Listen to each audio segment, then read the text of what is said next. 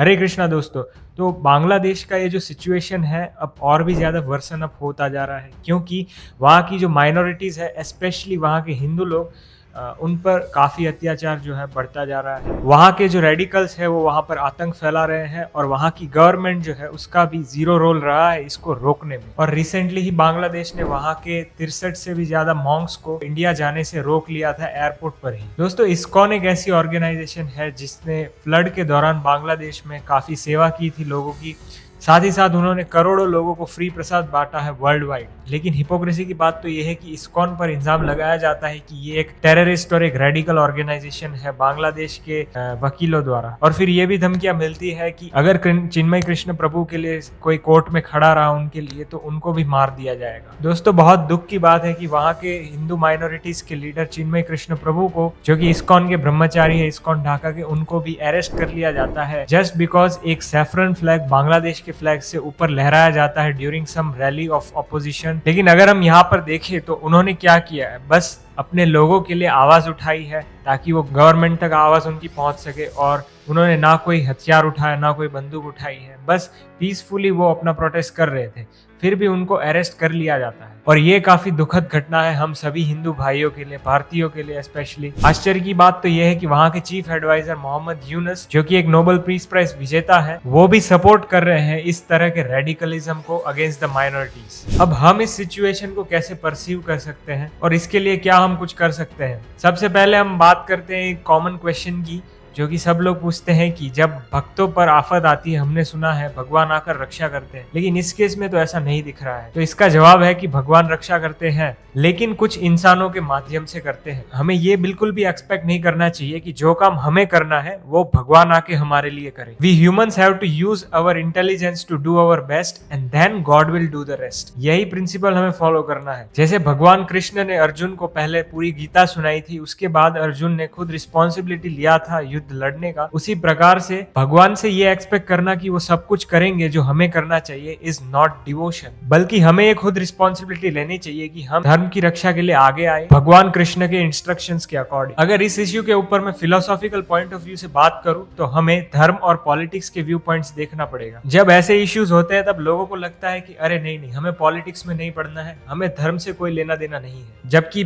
By definition देखा जाए तो पॉलिटिक्स का मतलब है the art and science of governance. ऐसा हो सकता है कि किसी का पॉलिटिक्स में इंटरेस्ट ना हो, लेकिन वो उसकी पर्सनल प्रेफरेंस है। लेकिन अगर पॉलिटिक्स की बात की जाए तो उसका इंटरेस्ट हर किसी में है। Politics is interested in us even though we are not interested in it, और ये हमें अफेक्ट भी करता है। From a philosophical perspective, Krishna was involved in politics during Mahabharata. देखा जाए तो उनका एक लेवल पर पर्पस था सोसाइटी में ऑर्डर को स्थापित करना, धर्म संस्थापनार्थाय संभवामि युगे युगे। ये धर्म जिसकी कृष्णा बात कर रहे हैं वो है सोशल ऑर्डर। जब भगवान कहते हैं कि वो धर्म की स्थापना करने आते हैं, तब वास्तव में वो ये कहना नहीं चाहते कि वो सबको अपना भक्त बनाएंगे, लेकिन वो सोसाइटी में लॉ एंड ऑर्डर स्थापित करने आते हैं। फॉर एग्जाम्पल, पांडवों के साइड थे द्रुपद, जो कि एक शिव भक्त थे।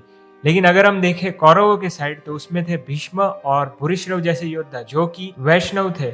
इसका मतलब है कि सोसाइटी में लॉ एंड ऑर्डर को मेंटेन करना एक वाइटल फंक्शन है पॉलिटिक्स का। मतलब कि किस टाइप की सरकार हम पे राज कर रही है वो सारे देशवासियों का एक कंसर्न होना चाहिए, irrespective of whether they are spiritual और नॉट। अब कोई गवर्नमेंट अगर भक्ति और स्पिरिचुअलिटी को प्रमोट कर रही है तो वो अच्छा है। जैसा कि भगवान श्री कृष्ण चौथे अध्याय के 9वें और 10वें श्लोक में कहते हैं, जन्म कर्म च मे दिव्यमेवं यो वेत्ति तत्वतः। लेकिन ये चीज कंप्लीटली वॉलंटरी और इंस्पिरेशनल है। लेकिन एक गवर्नमेंट का असली रोल होना चाहिए सोसाइटी में लॉ एंड ऑर्डर को स्थापित करना और मेंटेन करना। अब हम बात करते हैं कि कौन से ऐसे थ्रेट्स है जो हमें काउंटर करने चाहिए फॉर द एस्टेब्लिशमेंट ऑफ धर्म। आज की दुनिया में अगर देखा जाए तो एक बड़ी समस्या है रेडिकलिज्म की। रेडिकलिज्म और एक्सट्रीमिज्म को भगवत गीता के कंटेक्स्ट में अच्छे से समझा जा सकता है। That which is knowledge in the mode of ignorance. Bhagavad Gita के 18वें अध्याय के 22वें श्लोक में ये कहा गया है, यत्तु कृत्स्नवत् एकस्मिन् कार्ये सक्तम। इसका मतलब है कि एक ही चीज लेना और उससे दूसरी चीजें बनाना। ये बहुत ही खतरनाक है, क्योंकि हम बड़ी सी कॉम्प्लेक्स प्रॉब्लम को एक सिंपल इश्यू में ब्रेक डाउन करना चाहते हैं। रेडिकलिज्म में एक इंसान एक ही आइडियोलॉजी को सारे प्रॉब्लम्स का सॉल्यूशन समझता है,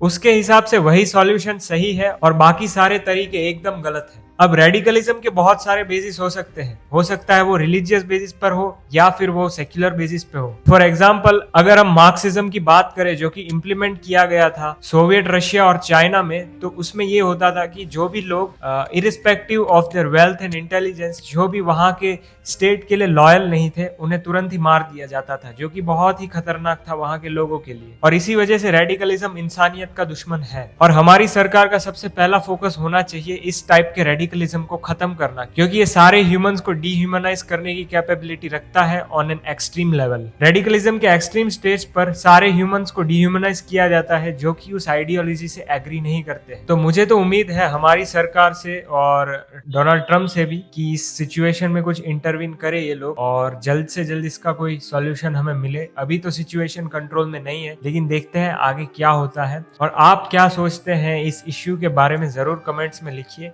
आज की चर्चा यहीं तक रखते हैं। अगर आपको हमारा फिलोसॉफिकल डिस्कशन थोड़ा भी पसंद आया है, चैनल को जरूर सब्सक्राइब करिए ऐसे ही वीडियोस के लिए। तब तक के लिए सभी को हरे कृष्णा।